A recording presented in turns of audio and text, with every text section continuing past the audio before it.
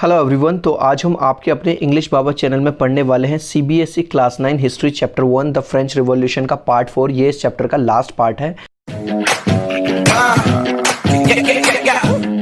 तो शुरुआत करेंगे हम role of women in French revolution में। जो फ्रेंच रिवॉल्यूशन हुई थी उसमें औरतों का क्या योगदान रहा।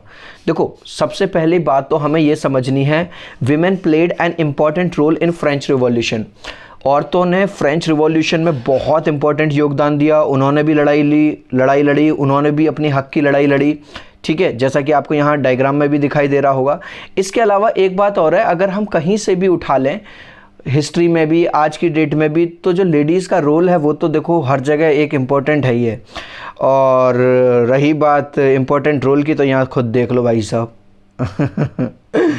अब सोच लो कि इस ट्रैक्टर का क्या होता अगर ये आंटी जी ना बैठी होती।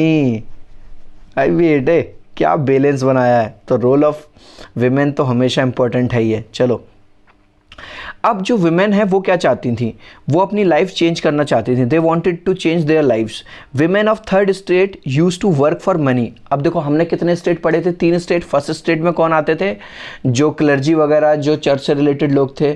दूसरे में नोबिलिटी, राजा और मिनिस्टर्स वगैरह आते थे। और तीसरे में गरीब लोग आते थे, है ना, थर्ड स्टेट के जो लोग थे।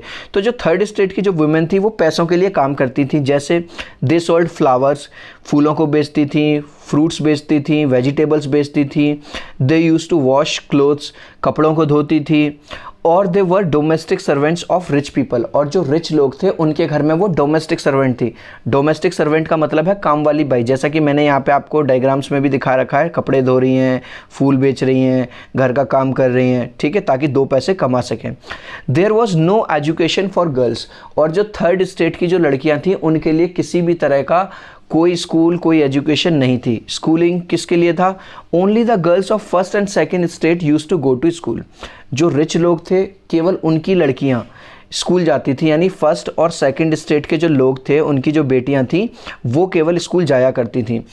Later on they were forced for marriage. और उसके बाद ही, स्कूल ख़त्म होने के बाद ही उन पर प्रेशर डाला जाता था शादी का। जैसे हमारे इंडिया में भी डाला जाता है, 12वीं में पास हो जाइए नहीं तो शादी करा देंगे तेरी। हाँ, working women had to do lots of work. और जो वर्किंग वुमेन थी उन्हें बहुत सारा काम करना पड़ता था। जैसे take care of family, family का ध्यान रखना, खाना बनाना, कुएं से पानी लेके आना, और जो ब्रेड के लिए लंबी लंबी लाइनों में लगना।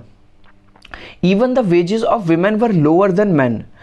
तो क्या था, जो वेजेस का मतलब है भत्ता, जो पैसा मिलता था लेडीज़ को उनके काम के लिए, वो आदमियों से कम मिलता था। अब जो विमेन थी उन्होंने क्या स्टेप्स लिए? Women open their own political clubs and start their own newspaper to get their demand fulfilled.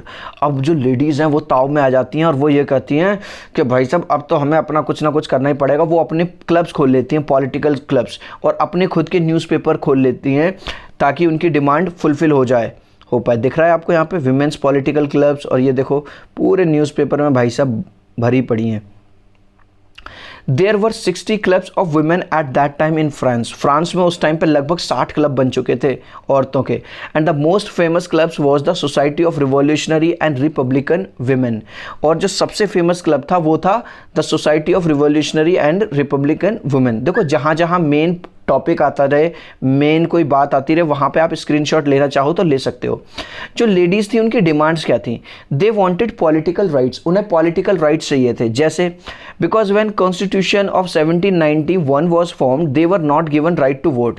जब कॉन्स्टिट्यूशन दोबारा बना 1791 में, तब उन्हें अधिकार नहीं दिया गया वोट देने का। समझ रहे हो? यानी केवल जो आदमी लोग थे वो वोट दे सकते थे। फ्रांस में उस टाइम पे लेडीज़ वोट नहीं दे सकती थी।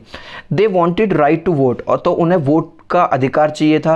They wanted political representation. वो केवल ये नहीं चाहती थी खाली हमें वोट का अधिकार मिले, वो ये भी चाहती थी कि हमें पॉलिटिकल रिप्रेजेंटेशन मिले, मतलब वो भी पार्टीज में पार्ट कर सकें। That means to become a member in legislative assembly. वो लेजिस्लेटिव असेंबली का हिस्सा भी बनना चाहती थी। अब क्या किया? Government formed new laws to improve women lives. Government ने सोचा कि चलो यार ये इतना ज़्यादा हल्ला काट रही हैं, चलो कुछ काम कर देते हैं इनकी भलाई के लिए। उन्होंने क्या किया? Made new school and education compulsory. देखो स्क्रीनशॉट ले लेना, बहुत इंपॉर्टेंट है।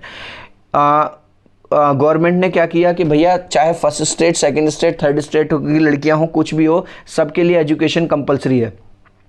नो मोर फोर्सफुल मैरिज। अब मम्मी पापा ज़बरदस्ती शादी नहीं कर सकते लड़की की, लड़की चाहे तो अपना बॉयफ्रेंड ढूंढ सकती है, खुद कर सकती है। Marriage turn into a contract and was registered under civil law. और अब जो मैरिज है वो ऐसे नहीं होगी, अब मैरिज एक कॉन्ट्रैक्ट बन गई और मैरिज होने के बाद रजिस्टर करवाना पड़ेगा। जैसे आपने देखा होगा मैरिज सर्टिफिकेट बनता है आजकल। डिवोर्स वाज नाउ लीगल, और डिवोर्स को लीगल बना दिया गया। अगर कोई लेडी खुश नहीं है, अगर कोई आदमी खुश नहीं है, वो कह रही है कि उसके तो चक्कर चलने भाई साहब, मुझे इससे अलग रहना है, तो डिवोर्स को कर दिया legal. Women were train to start small business. अब विमेन को छोटी छोटी ट्रेनिंग देना शुरू कर दिया गया जिससे वो अपना खुद का छोटा मोटा बिजनेस शुरू कर सकें।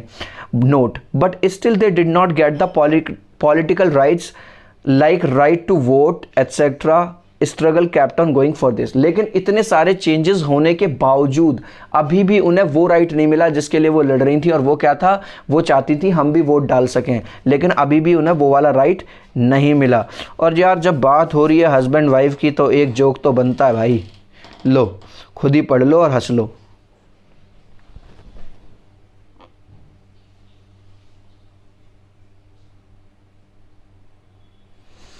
आया मजा, बढ़ जाऊँ आगे, चलिए।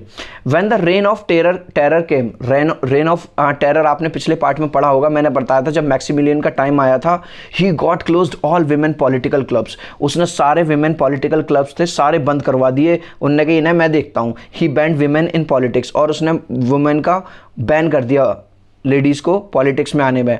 All the important and famous leaders of women were arrested and killed. और जितनी भी जो लेडीज़ थी जो आगे आके लीड कर रही थी दूसरी विमेन को, उसने उन सबको अरेस्ट करवा लिया और मरवा दिया। Demand of women for right to vote kept on going for many years. और कई सालों तक औरतों की ये डिमांड चलती रही कि भाई हम भी वोट डालना चाहते हैं। And finally in 1946 they got the right to vote. और फाइनली देख रहे हो क्या मज़े से वोट डाल रही हैं बेटे। 1946 में उन्हें ये वाला अधिकार मिल गया कि भैया चलो तुम खुश रहो। उस टाइम पे गवर्नमेंट ने एक और इम्पॉर्टेंट काम किया। वो क्या किया, स्लेवरी अबॉलिश्ड। अब तुम कहोगे स्लेवरी क्या होता है, जैसे शायद आपने कोई पुरानी पिक्चरों में देखा होगा हॉलीवुड की, कि जो लोग थे लोगों को बेचा जाता था, गुलाम कहते थे उन्हें, नौकर, ठीक है, एक जगह से दूसरी जगह पे। जैसे हम आजकल चीज़ खरीदते हैं, चीनी खरीदते हैं, राशन खरीदते हैं, उसी तरह से लोग। तो गवर्नमेंट ने एक काम और बढ़िया किया, वो क्या कर दिया कि भाई साहब गुलामी को अबॉलिश कर दिया, ख़त्म कर दिया कि कोई किसी का गुलाम नहीं है, सब इक्वल हैं। फ्रांस कॉलोनीज में क्या हुआ, the places where France had its rule, जहाँ पे फ्रांस का रूल था। अब देखो फ्रेंच कॉलोनीज का मतलब ये मत समझना फ्रांस के अंदर कोई कॉलोनी है, जैसे आप जिस कॉलोनी में रहते हो। जैसे अगर मैं बात करूं तो for example India was the colony of British before 1947। भाई 1947 से पहले भारत पर राज किसका था, ब्रिटिशर्स का था, अंग्रेजों का राज था। तो ये क्या था, इंडिया एक कॉलोनी थी उनकी, किनकी, ब्रिटिशर्स की। तो ऐसे ही जहाँ पे फ्रांस का राज था, जो फ्रांस की कॉलोनीज थी, वहाँ पे फ्रांस ने स्लेवरी को अबॉलिश कर दिया, ख़त्म कर दिया। अब मैं कुछ नाम लूँगा जो फ्रांस की कॉलोनीज थी, बड़ी अजीब से नाम है, Guadeloupe, Saint Domingo, Martinique. These all were in Caribbean regions. ये सारी कहाँ थी, कैरिबियन रीजन्स में थी, ठीक है।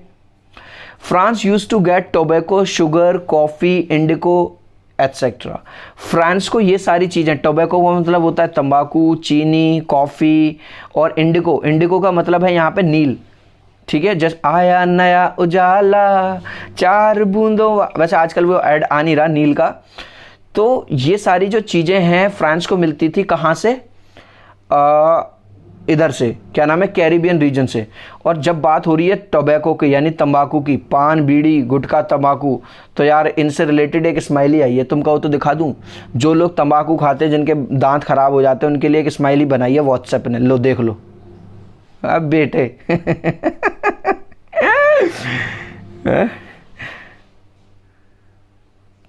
क्या बात है। Europeans did not want to work in Caribbean regions. अब दिक्कत ये थी, यहाँ से चीज़ें तो बहुत सारी आती थी, लेकिन यूरोप के जो लोग थे वो इस रीजन में काम नहीं करना चाहते थे। उन्हें शायद डर होगा कि हमारा रंग काला पड़ जाएगा, और उस टाइम पे फेयर लवली भी नहीं मिलती थी। Therefore Caribbean had shortage of labours.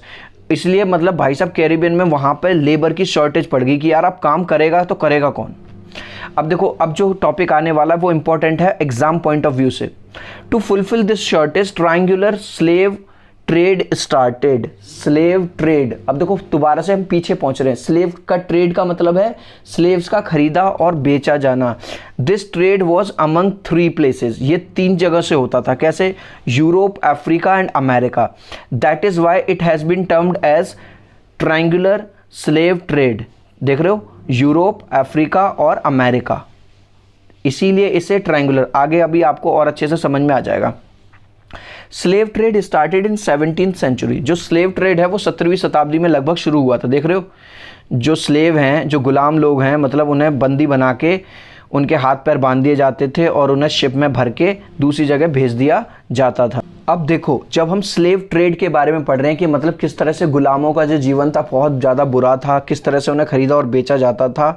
In fact उनकी कंडीशन इतनी ख़राब थी, as many as 2 million slaves died during the journey via the middle passage. ये लो, जब इन लोगों को बाई शिप ले जाया जाता था एक जगह से दूसरी, और वो जो जर्नी होती थी बहुत बड़ी बड़ी होती थी। इन लोगों को बांध दिया जाता था और ऐसे सामान की तरह पैक कर दिया जाता था। Journeys lasted from as little as 6 weeks to several month. कम से कम 1.5 महीने से लेकर 3-4 महीने तक की ये जर्नी हुआ करती थी। The ships were often too small to carry the hundreds of slaves on the board. और जो शिप्स होते थे वो इतने छोटे होते थे कि 100-150 स्लेव्स को ले जाना इतना पॉसिबल नहीं था, इसलिए उन्हें बांध के बिल्कुल बुरी तरह से। Slaves were tightly packed into crammed spaces, one person right leg chain to the left leg of one person. मतलब एक आदमी के सीधे पैर को दूसरे आदमी के उल्टे पैर से बांध दिया जाता था चेन से, ताकि वो इधर उधर भागे ना। Conditions on the ships were terrible and slaves died from diseases such as small pox, scurvy and measles. और इतनी ख़राब कंडीशंस थी उनके लिए इसके ऊपर, शिप के ऊपर, कि वो लोग कई तरह की एलर्जी से, कई तरह की बीमारियों से कई बार मर भी जाया करते थे। अब ध्यान से समझना एक एक चीज़ को। फ्रांस के जो मर्चेंट हैं वो अफ्रीका जाया करते थे शिप से। फ्रांस से जो बड़े बड़े मर्चेंट हैं, बड़े व्यापारी हैं, बिजनेसमैन, वो अपना शिप लेके और अपने कुछ सर्वेंट्स लेके जाते थे। कहाँ पे? अफ्रीका। अफ्रीका क्यों जाते थे? ताकि वो वहाँ से वो खरीद सकें क्या? Slaves. On reaching Africa French merchant used to meet local chieftains. अब जब वो अफ्रीका पहुँच गए, अफ्रीका पहुँचने के बाद वो वहाँ के लोकल चीफ्टेन से मिलते थे। लोकल चीफ्टेन मतलब जो वहाँ का एक तरह से बुली या दादा समझ लो। जैसे यहाँ देख रहे हो, ये तो बिजनेसमैन है, हैट लगाए हुए, ये है दादा, और ये इन्हें बेचेगा क्या? ये सब स्लेव्स बेचेगा और इसके बदले पैसे लेगा। They use to purchase many slaves from chieftains. और वो चीफ्टेन से काफ़ी सारे स्लेव्स खरीद लिया करते थे। Slaves were packed like luggage and placed in ship. देख रहे हो यहाँ पे, उन्हें बिल्कुल लगेज यानी सामान की तरह ट्रीट किया जाता था और उन्हें भर दिया जाता था। देख रहे हो, शिप के अंदर देख रहे हो, इस बॉक्स में अंदर उन्हें डाला जा रहा है बांध बांध के। And then the French merchant move to America. और उसके बाद जो फ्रेंच के जो मर्चेंट थे वो अमेरिका निकल जाते थे। अब आप सोचोगे, सर जब वो खरीदने आए अफ्रीका से, तो अफ्रीका से खरीद के वापस फ्रांस जाएं? नहीं, वो अमेरिका क्यों जाते थे? यहाँ देखो, फ्रांस से चला वो आदमी मर्चेंट, अफ्रीका आया, अफ्रीका में उसने वो खरीद लिए और उसके बाद अमेरिका गया। इसीलिए इसे ट्रायंगुलर स्लेव ट्रेड कहते हैं। अब वो अमेरिका क्यों जाते थे? क्योंकि अमेरिका के कैरिबियन रीजन्स में ही तो ज़रूरत पड़ती थी उन स्लेव्स को काम करने की। तो ये अमेरिका जाके ये वहाँ पे वो उन स्लेव्स को प्रोवाइड कराते थे। मतलब कम पैसों में खरीद लिया और ज़्यादा पैसों में वहाँ से बेच दिया। It took them 3 months to reach Caribbia from Africa. और अफ्रीका से कैरिबिया पहुँचने में लगभग 3-3 महीने लग जाया करते थे शिप में। दिख रहा होगा आपको। After reaching there slaves were sold to the plantation owner. अब उन्होंने वहाँ से खरीदे थे अफ्रीका से, और अमेरिका में इधर आके कैरिबियन रीजन्स में जो प्लांटेशन ओनर हुआ करते थे उन्हें वो बेच देते थे। कौन? फ्रांस के जो मर्चेंट थे। अब तुम पूछोगे, सर प्लांटेशन ओनर कौन थे? प्लांटेशन ओनर वो थे जिनके पास बहुत ज़्यादा ज़मीन थी, लेकिन उनके पास नौकर नहीं थे उस ज़मीन पर खेती बाड़ी करने के लिए, तो उन्हें स्लेव्स की ज़रूरत पड़ती थी, उन्हें बेच देते थे। Indigo, tobacco, sugar, coffee etcetera were provided from Caribbia to Europe. अब सुनो, ये जो लोग थे भाई, उन्होंने वहाँ से ख़रीदा, देखो यहाँ से ख़रीदा, फ्रांस से चले अफ्रीका में पहुँचे, अफ्रीका से ये खरीदे, क्या नाम है, स्लेव्स खरीदे, अमेरिका के कैरिबियन रीजन्स में दे दिए। लेकिन अब इनका शिप यहाँ पे खाली हो गया, तो खाली भी बेकार ना जाए उसके लिए वो यहाँ से कैरिबियन रीजन से क्या क्या सामान भर के ले जाते थे अपने शिप में। नील ले जाते थे, टोबैको ले जाते थे, शुगर ले जाते थे, और ये यूरोप को प्रोवाइड कर दिया जाता था। In 18th century slavery system was discussed in national assembly. 18वीं शताब्दी में क्या हुआ कि जो स्लेवरी सिस्टम के बारे में डिस्कस हुआ नेशनल असेंबली में, points were raised if slavery is good और बैड, और इस तरह के पॉइंट उठाए जाने लगे कि जो स्लेवरी है, जो गुलामी है, वो अच्छी है या नहीं। देख रहे हो लोगों के गले में चेन पड़ी हुई है और ये आदमी उनसे काम करवा रहा है। Jacobin government did not pass any law to abolish slavery, लेकिन जो जैकोबिन गवर्नमेंट आई थी, आपने पढ़ा होगा मेरे पुराने पार्ट्स में, कि उसने कोई भी ऐसा लॉ पास नहीं किया था जिससे स्लेवरी खत्म की जा सके। उसका एक रीज़न था, because many businessman had good income because of slave trade, क्योंकि वहाँ के जो बिजनेसमैन थे कई सारे, उन्हें बहुत सारा पैसा मिलता था इस ट्रेड की वजह से, खरीदने और बेचने की वजह से। But convention give an order to free slaves in French colonies, लेकिन कन्वेंशन ने ऑर्डर दे दिया भाई साहब कि जहाँ पे भी फ्रेंच कॉलोनीज हैं, जहाँ पे भी फ्रांस का राज है, वहाँ पे स्लेव ट्रेड नहीं होगी। अब कन्वेंशन क्या है मेरे भाई, भूल मत जाना, मैंने पिछले पार्ट में बताया था कन्वेंशन का मतलब है नेशनल असेंबली। नेशनल असेंबली का नाम बदल के रख दिया था। देख लो बेचारा स्लेव कितना खुश हो रहा है। बट आफ्टर 10 years नेपोलियन री स्टार्टेड स्लेवरी, लेकिन अगले 10 साल बाद जब एक किंग उभर के आया नेपोलियन, वो और ज़्यादा बदतमीज़ था, उसने स्लेवरी सिस्टम दोबारा शुरू कर दिया। देख लो इनकी क्या हालत होती है बेचारों की। But finally in 1846 slavery system was abolished in French colonies, लेकिन फाइनली 1846 में जो स्लेवरी सिस्टम था वो पूरी तरह से ख़त्म कर दिया गया। Note, all the laws which changed the lives of French people were formed after 1789। जितने भी मेजर लॉज आए जिन्होंने फ्रांस के लोगों का जीवन अच्छा बना दिया, चेंज कर दिया, वो ज़्यादातर 1789 के बाद आए। One of them was abolishing of censorship, और उनमें से एक लॉ था अबॉलिशिंग, मतलब सेंसरशिप को ख़त्म करना। अब तुम कहोगे सर वो तो ठीक है, लेकिन सेंसरशिप होता क्या है वो समझो। सेंसरशिप होता है, censorship is the suppression of speech, public communication और other information on the basis। जैसे पुराने ज़माने में जब राजा महाराजा हुआ करते थे, मतलब जो नेपोलियन था, उसने न्यूज़पेपर में, कोई बुक में, किसी पैम्फलेट में, कोई प्ले वगैरह अगर हो रहा है तो कहीं पर कोई ऐसा वर्ड तो नहीं यूज़ हो रहा, कहीं कोई ऐसा सेंटेंस तो नहीं हो रहा कि राजा महाराजा के खिलाफ बोला जा रहा है। जैसे आपने देखा होगा मूवीज़ वगैरह में क्या होता है कि जैसे हीरो हीरोइन का कोई चुम्मा चाटी वाला ज़्यादा, मतलब आजकल तो सारी पिक्चरें ऐसी होती हैं जिसमें 2-4 सीन बढ़िया वाले डाल ही देते हैं। जैसे वो सीन आते हैं ना भाई साहब, तो अगर मम्मी पापा बैठे हो तो मैं तो भाई साहब टॉयलेट में चला जाता हूँ, मम्मी टॉयलेट आ रहा है, तब तक वो निकल जाता है। तो आपने देखा होगा जो इंडियन सेंसर बोर्ड है जो मूवीज़ को पास करता है, अगर उसमें उसे ऐसा लगता है कि ये तो भाई साहब ज़्यादा ही जा रहा है, मामला आगे की तरफ जा रहा है, तो वो उस सीन को कट कर देते हैं, मतलब सेंसरशिप लगा देते हैं उस पर, समझ रहे हो। और वैसे तो इमरान हाशमी के तो बहुत सारे सीन कटे ही हैं। तो ऐसे ही सेंसरशिप होता था उस टाइम पे। तो देख रहे हो यहाँ पे एक डायग्राम, मतलब कोई भी राजा के खिलाफ लिख नहीं सकता, और कोई कुछ भी जो छपता था वो पहले राजा के जो सेंसर बोर्ड्स के जो अधिकारी होते थे उनके पास जाता था। वो उसमें देखते थे कोई ऐसी बात जो राजा के खिलाफ तो नहीं है, कोई ऐसी बात लोगों को भड़काने वाली तो नहीं है। Eight that time censorship was applied on, उस टाइम पे फेसबुक व्हाट्सएप तो था नहीं, तो बुक्स पे अप्लाई होती थी। कोई बुक्स में ऐसा तो नहीं लिख रहा, न्यूज़पेपर में, सॉन्ग्स में, प्लेज में। Censorship was abolished after 1789। 1789 के बाद सेंसरशिप खत्म हो गई। That means now anything could be written in books and newspaper and can be shown in any kind of place. इसका मतलब है कि अब बुक्स में जिसको जो लिखना है वो लिख सकता है, जिसको जो बोलना है वो बोल सकता है, जिसको जैसा प्ले रखना है वो कर सकता है। बट इन ओल्ड रेजिम, पुराने वाले टाइम की अगर बात करें, all the content had to be pass from king censors. जितना भी कंटेंट था वो पहले राजा के सेंसर्स के पास जाता था, और उनका काम था कि भैया इसके अंदर कोई राजा के खिलाफ या कोई ऐसी बात तो नहीं है। लेकिन ये रेजिम 1789 से पहले था। लेकिन जब ये जैसे ही ये ख़त्म हुआ, सेंसरशिप वाला, अबॉलिशन ऑफ सेंसरशिप ख़त्म हुई, लोगों को अधिकार मिल गया अपने व्यूज़ को रखने का, अपनी बातों को रखने का। यहाँ तक कि जो पॉलिटिकल लीडर है, अगर उसने कोई बात कही है, अगर उसके अपोजिशन में हमें बोलना है, जैसे आपने देखा होगा जैसे प्रधानमंत्री जी मोदी जी हैं इस टाइम, तो मोदी जी के खिलाफ भी हम कई बात लिख सकते हैं, देखते ही होंगे आप व्हाट्सएप पे, फेसबुक पे। तो ये है कि हर आदमी को right of speech and expression है। In all these everything was being printed.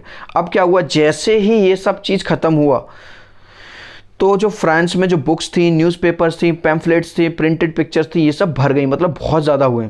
Now people had right to oppose, अब लोगों के पास विरोध करने का अधिकार था। Songs and plays were very popular हो गए उन दिनों।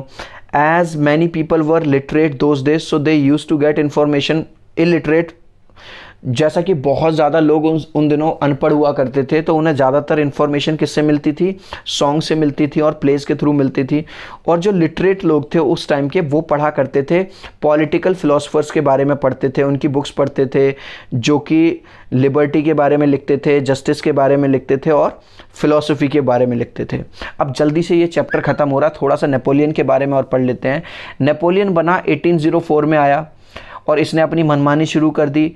जब फ्रांस को इसने कब्जा कर लिया तो इसने सोचा कि आसपास के कंट्रीज़ को और अटैक किया जाए, इसकी भूख मिटी नहीं, तो इसने यूरोपियन कंट्रीज़ पे अटैक करना शुरू कर दिया। इसने तरह तरह के नए लॉज बना दिए। इसकी जो स्ट्रॉन्ग आर्मी थी, बहुत आर्मी इसकी स्ट्रॉन्ग थी, लेकिन फाइनली 1815 में जो बैटल ऑफ वाटरलू हुआ उसमें नेपोलियन मारा गया। तो यहाँ पे ये चैप्टर हो जाता है ख़त्म। और देखो, जितने भी राइट्स, भले से हम इंडिया में रहते हों, जैसे लेडीज़ यहाँ पे वोट डाल सकती हैं, हमें कोई भी बात कहने का अधिकार है, ठीक है, और सब लोग कानून के सामने बिल्कुल बराबर हैं। तो ये सारी चीज़ें कहीं ना कहीं फ्रेंच रिवॉल्यूशन से ही शुरू हुई और दुनिया ने ये सारी चीज़ें अपनाई हैं। तो जो फ्रेंच रिवॉल्यूशन है वो हिस्ट्री में बहुत बहुत इम्पॉर्टेंट है, ठीक है। चलो फिर मिलेंगे एक नए वीडियो में। जो लोग इंग्लिश बाबा चैनल पे पहली बार आए हैं वो चैनल को सब्सक्राइब कर लो। आई होप कि आपको हमारा तरीका अच्छा लग रहा होगा। जो हमसे कांटेक्ट करना चाहते हैं, मेरा नंबर लिख लो 8059041145 80 590 411 45। और जब भी आप कोई भी कंटेंट सर्च करते हो, जैसे आपका पहला चैप्टर इंग्लिश में है द फन दे हैड, अगर आपको वो चाहिए तो आपको यूट्यूब में सर्च बार में लिखना है the fun they had by English Baba, आपको मिल जाएगा। उसके क्वेश्चन आंसर चाहिए तो आपको लिखना है the fun they had question answer by English Baba. इसी तरह से ये वाला चैप्टर चाहिए तो लिखना class 9 history chapter 1 by English Baba. इस तरह से आपको सारे टॉपिक मिल जाएंगे।